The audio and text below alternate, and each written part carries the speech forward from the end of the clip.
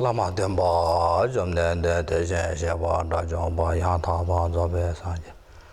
Benjawa, Shaja, Toba, La Chasa, Locho, Jasoche, Lama Demba, Jumden, the Geshe, the Jumba, Yantaba, Zobe.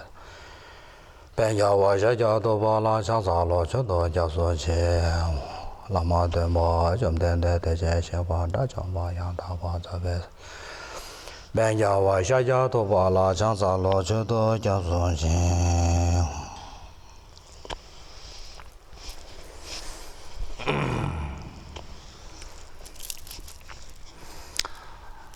Hello to all.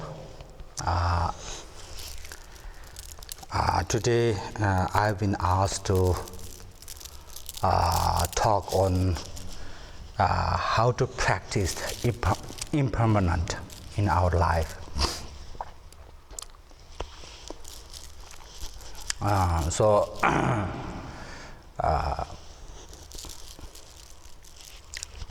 To talk about how to practice impermanent in our daily life, I will be speaking what is impermanent and beginning of the teaching of impermanent in Buddhism and analysis on impermanent in Buddhism, importance of understanding impermanent in Buddhism, then benefit of realizing the impermanent, and lastly I will be concluding by talking about merely understanding will not help unless we don't meditate on it. So the importance of meditate on the impermanence. So what is impermanence? Of course, impermanent is a nature of momentarily changing the chain of the changing. That's what we called as impermanent.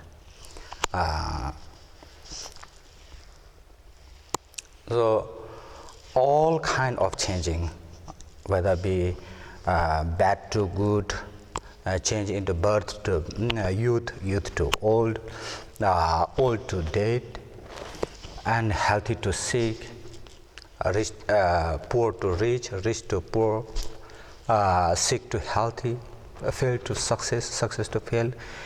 Any kind of the changings is all kind of the changings known as impermanence. So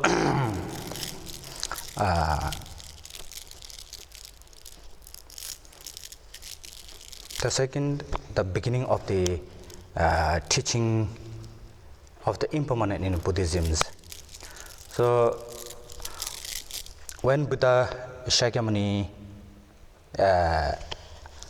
soon after he enlightened in Bodhgaya, that when he gave his first teaching in Varanasi, Sarnath Varanasi in India, he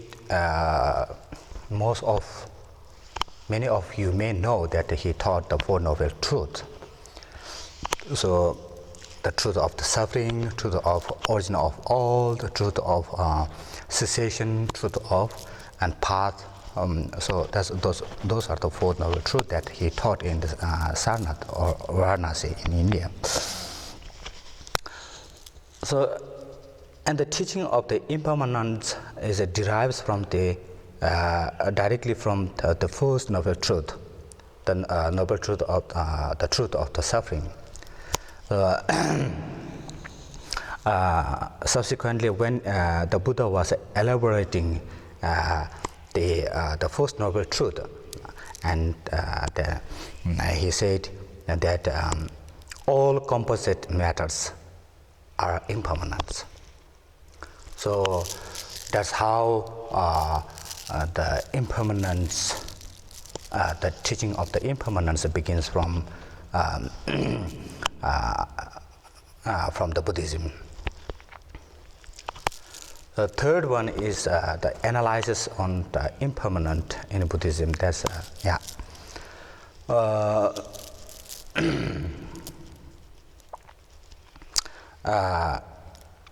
as we all know, the impermanent is a quality of movement, a movement. So major Eastern philosopher discuss on this matter, like what is time or movement, etc. Especially like in Acharya Avekara's Tarkajolas, he mentioned that this topic was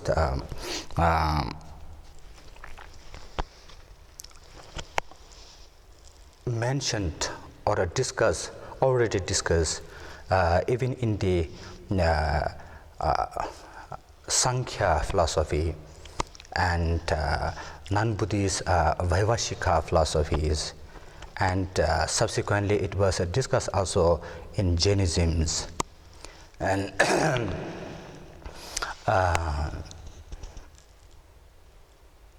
then, as I told you, that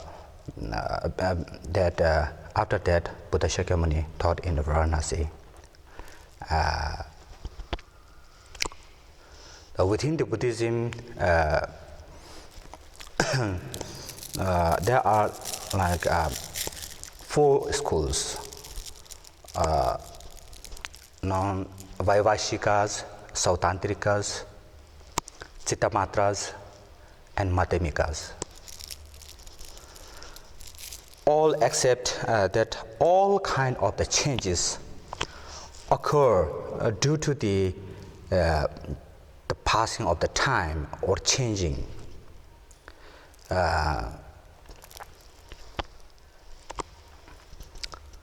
Those things which appears yearly changes happen due to the monthly changes, and the monthly changes also happen because of the weekly, and that is also because of the daily changes. And when we say day in Buddhism, a day is divided into 30 instant. So roughly it's like 80 seconds in one instant. So that instantly changes happen also because of the changes in the, in Tibetan it says tangjik. So I'm sorry that I could not find the English translation of this word tangjik. And roughly 2 seconds or something like that. The movement of roughly 2 seconds. And that changes also happened because of the Kechikma, or and that is also that Kechikma, the changes in the Kechikma is also because of the changes in Tute Kechikma, or the subtlest movement in the Buddhism. The age of Tute, so age of movement. So subtlest movement in the Buddhism. So from this point onward, now how this subtlest movement known as a Tute Kechikma, the subtlest movement, how this movement changes, what is the past and present and future of this moment. To explain about that, all 4 Buddhist schools have different thoughts. Within the Vaivashika, there are also 4 different explanations, because of within the Vaivashika also there's 4 different kind of the masters who have the different way of explaining. So more or less all of them also have similar concept, similar belief about movement and the impermanence. So all of those four schools of the Vaivashika believe that the movement is substance, and it is the time which produce produce the cause and the effect constantly. So the major differences comes from the Sautantrika schools onward. So the Sautantrika, Chittamatra, and part of Madhyamikas known as Sautantrika schools. So all these schools, be it Sautantrika, Chittamatra, and Sautantrikas, believes that the movement is not a substance. It is a thing which is neither substance nor a thought. Like a person's name. The name is neither it is a form or substance nor is a thought. So actually it has a present moment, but the past and the future are not a mass matter. This state, which is also called non-affirming negative state, non-affirming negative states. It is not like a present state, which has a base of being present. So, but bigger changes comes from the Prasangika Madhyamika schools. Because Madhyamika is divided in two, known as Sautantrikas, Sautantrika Madhyamikas, and Prasangika Madhyamikas. So the explanation of the impermanent from the Sautantrika Madhyamika is already said. I already explained. Now the big changes that come from the school of the Prasangika Madhyamikas. So the Prasangika Madhyamika believes that there must be a base to call it past, present, and future, to call it impermanent. So most of the upper mentioned schools, both Buddhist and non-Buddhist, and all those schools could not establish the base of past and the futures.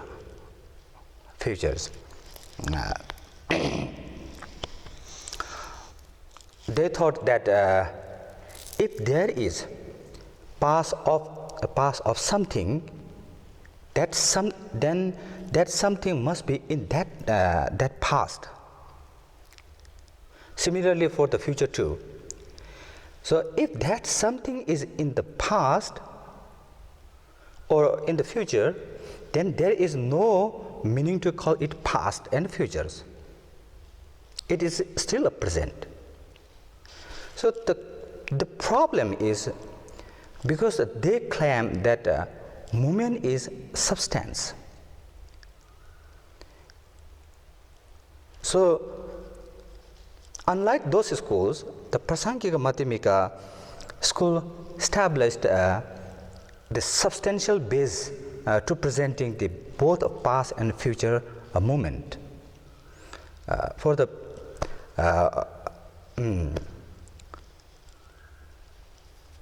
present moment, there's no big differences, but the past and futures moments.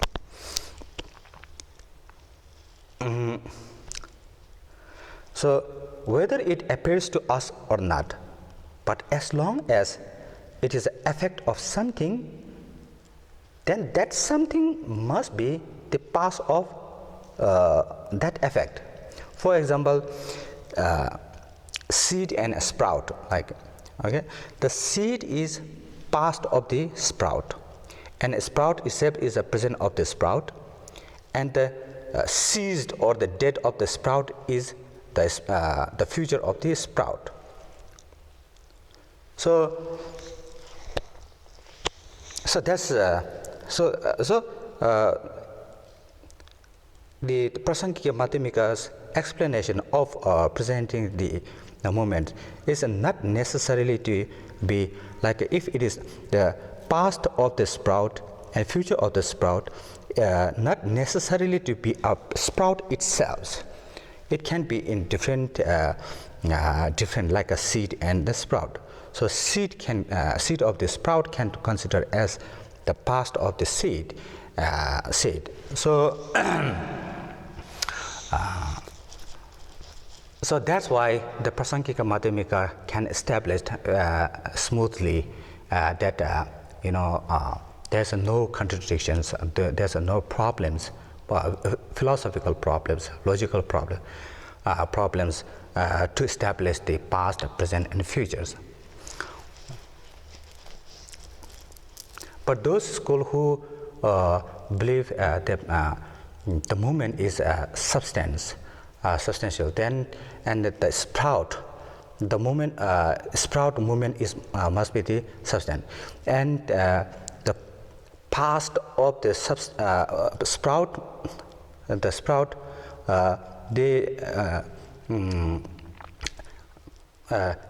sprout must be here as well, because it is past of the sprout.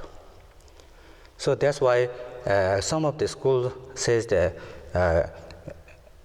during the moment of being a seed, at the seed, though it not appears the sprout, but there is a hidden sprout. So they have to claim in that way. The reason is because the sprout must be there, or something like that. So Prasangika Madhyamika doesn't have that problem, because for them, for those schools, the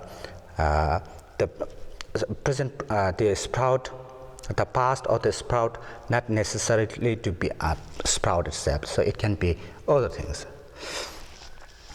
And similarly, the futures of the sprouts is not necessarily to be a sprout itself,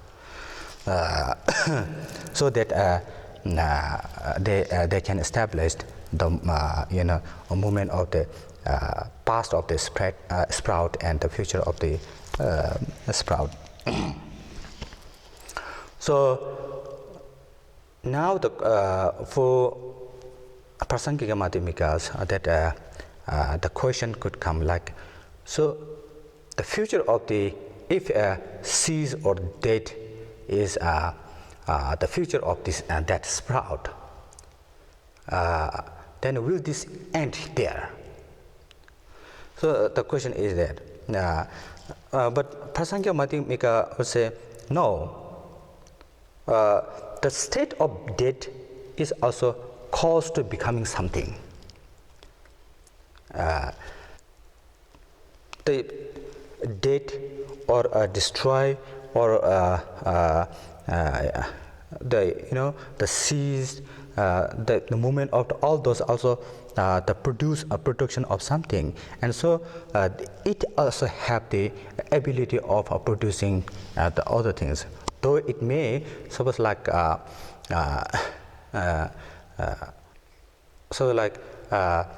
after the death of this sprout or be anything, the past, and the moment of the past itself, though it seems absent of that particular things, but it is also a movement that have the ability of producing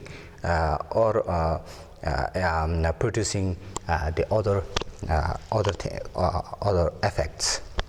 So that's why the continued changes will happen. So there are more to talk and a lot to discuss about this. The bottom line is there's nothing which doesn't changes.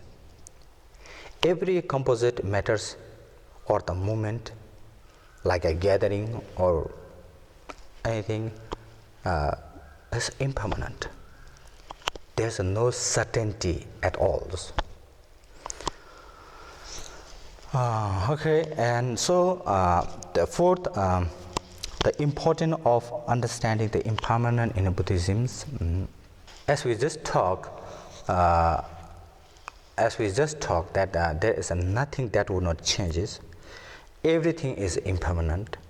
But the major problem occur when one cannot accept that. Intentionally, unintentionally,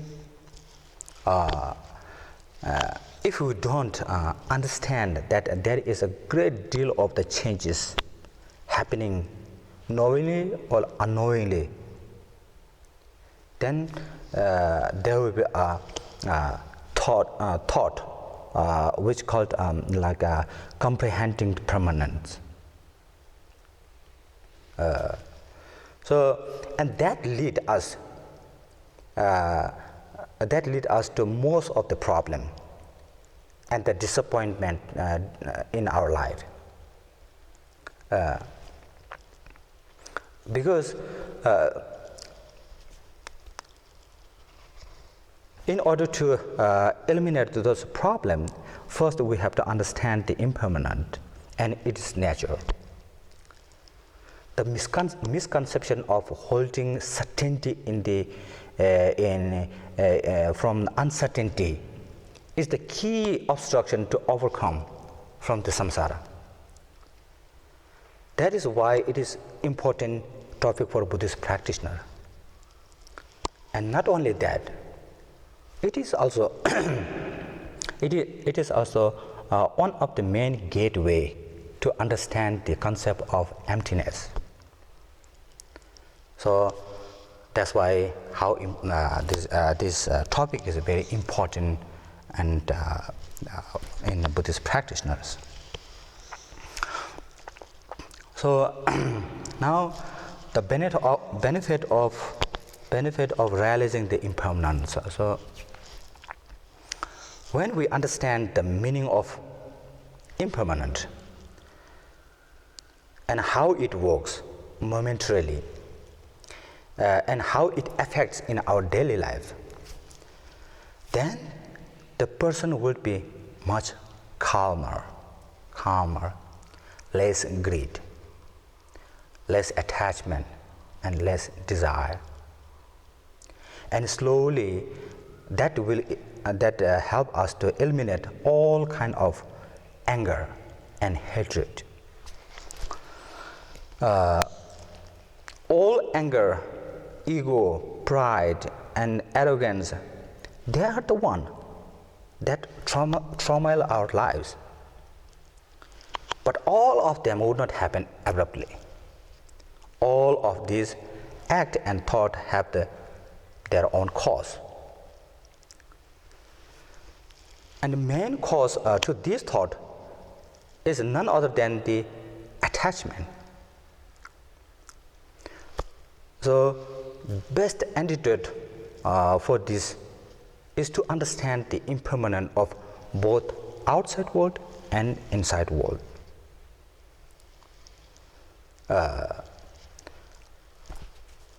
Our final destination is none other than saying a goodbye to everyone we know, everything that we created, everything that we loved. At that moment, how you want to begin your next journey? With pleasantly, happily, proudly, or sadly, regretfully, fearfully. So it is totally in our hand. if you practice a meditation on the impermanent in your present life, that will be much meaningful. The present life itself will be much meaningful. And at the end of the day, when the time to say goodbye, our journey will be much smoother and no place for rough journey. So lastly, now I want to say that merely understanding will not help unless we don't meditate on it. Meditations means habituating oneself. So unless we meditate on impermanent, merely understanding will not help. Sometimes it may make more problems. So the door to happiness will open only when we understand it, apply it, meditate on it, or habituate on it, and then and makes a space to this wisdom in our life. The wisdom of understanding the quality of the impermanent. Make a space, do not reject it, make a space within our life. So that will open the door of the happiness. So I hope this brief explanation on how to practice impermanent in our daily life would hopefully would bring little light onto it, this topic. So I would like to say thank you for listening. Thank you very much. Changjo semjo rembo. Maike bana yejo je kyawa nyaba meba. Kone kondo pewa jo.